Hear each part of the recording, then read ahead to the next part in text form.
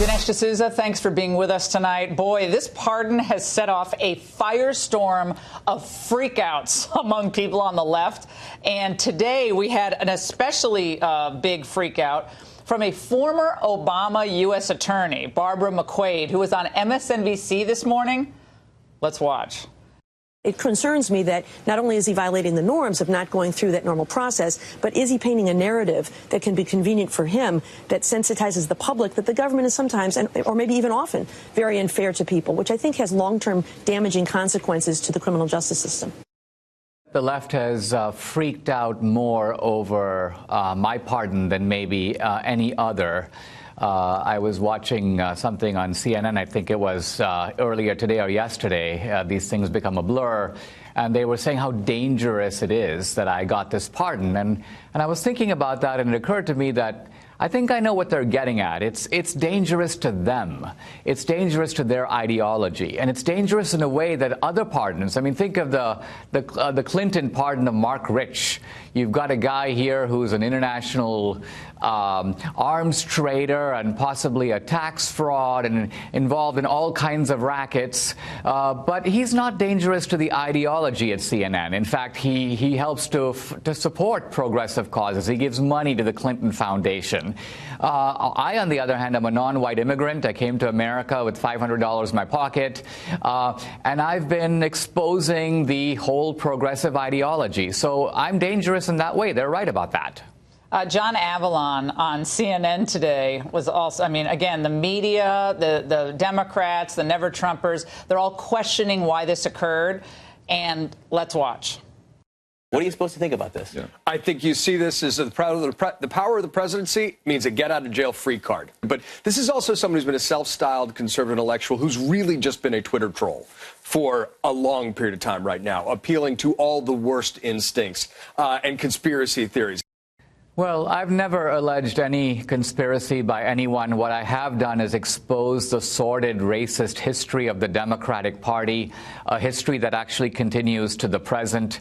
I've also exposed a lot about Obama. Look, Obama would not have indicted me if I didn't make a film that deeply upset him. I didn't just go against his ideology. I kind of got into his head. And sometimes when I speak on campus, people go, well, gee, Dinesh, what makes you think that Obama even saw your dumb movie or even cares about anything you have to say? Well, the reason I think that is because he was attacking me on his personal website, barackobama.com. So there you go. This is a narcissistic president who believed in the vendetta and recruited goons like Eric Holder and Preet Bharara to then carry his water for him, to go after me. And every little CNN indication of my case shows that subscribe to their liberal ideology, Dinesh. Their point is that people like you and people like me, we're alt-right. Do you notice how that's changed now? You're not a conservative, and you're not winning in the arena of ideas. You're alt-right, or you're xenophobic, or I love it when they call you racist. That's always fun. And so it's a way to avoid an argument, a debate. We saw this going back to college. Dinesh and I went to college together at Dartmouth College.